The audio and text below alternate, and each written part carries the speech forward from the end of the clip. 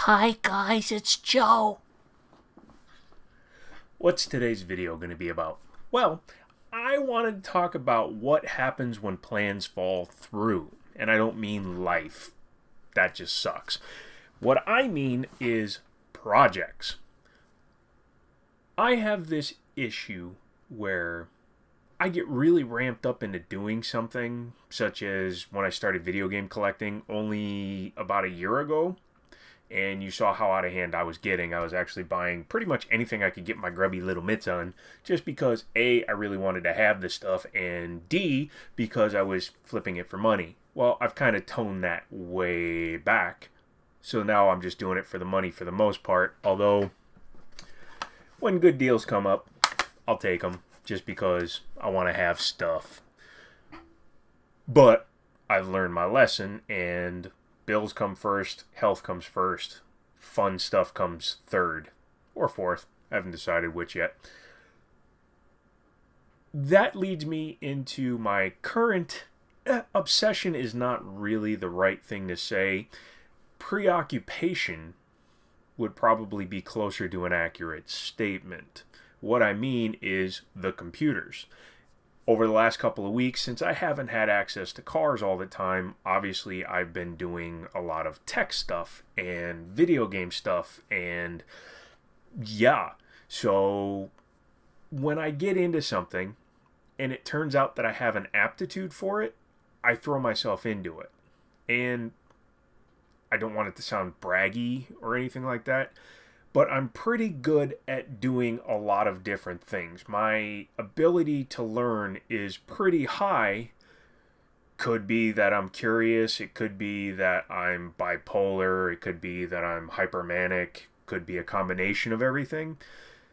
But it's also just because I like testing myself to see what my limits are. And I find them.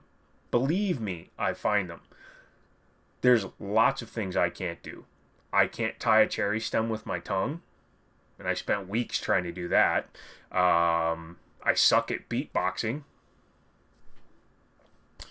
but I really am good at doing a lot of other stuff. Finding deals, negotiating with people, fixing cars, painting cars, selling cars, which I did for the large majority of my adulthood.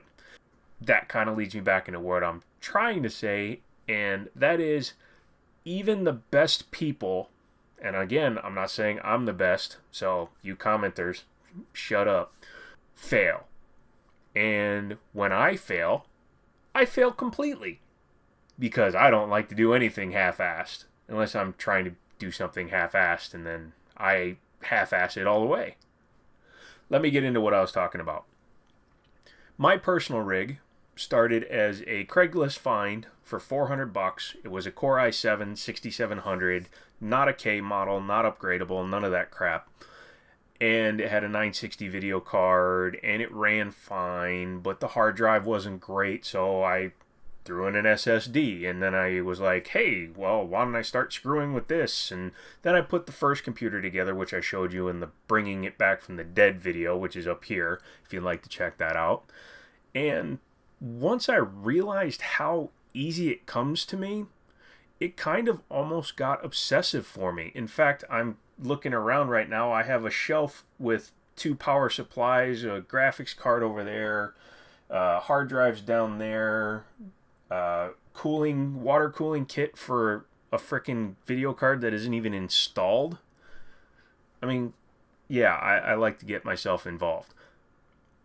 But I sometimes bite off more than I can chew, such as when I decided to completely start over with my personal rig. Obviously, since you're seeing this video and I'm recording the audio and doing the editing on my rig, it didn't go as planned.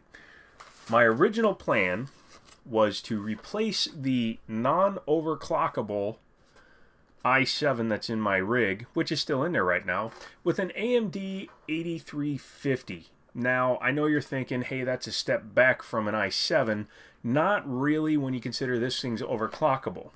However, the first place I went wrong, and not buying that, so don't put that in the comments either. I can't afford a Ryzen or I could buy one with the money I got from selling all the parts, but then I wouldn't have any money to build another system to sell.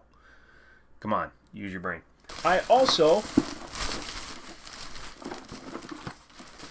water cooled it. And that was easy enough to install. Very simple. The reason this isn't in my personal rig is because the H55 does not fit on a B150 board or a B170 board. It fits on an 1150, 1155, 1156, let's see, an 1151 board, and obviously fit the AMD boards.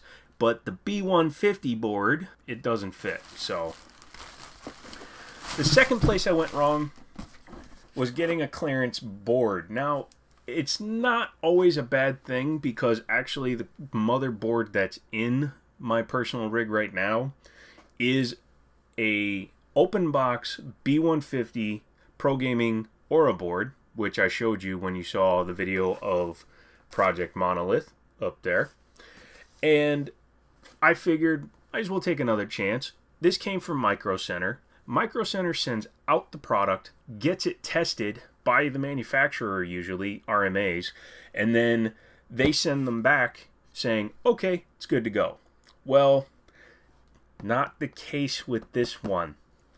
I actually wanted to buy a brand new Gigabyte board, but they were out of stock on it, and the one they had that was open box was unfortunately more incomplete than this one, in that it didn't even have a rear I/O shield. So I put the whole system together, and this is where I made the first mistake of the assembly part, which is I didn't try it before I installed it in the computer. So I went through all the headache and all the heartache, and I think I have some footage on my phone, I'll have to check, of putting it in my case, fired it up, and immediately problems. The UEFI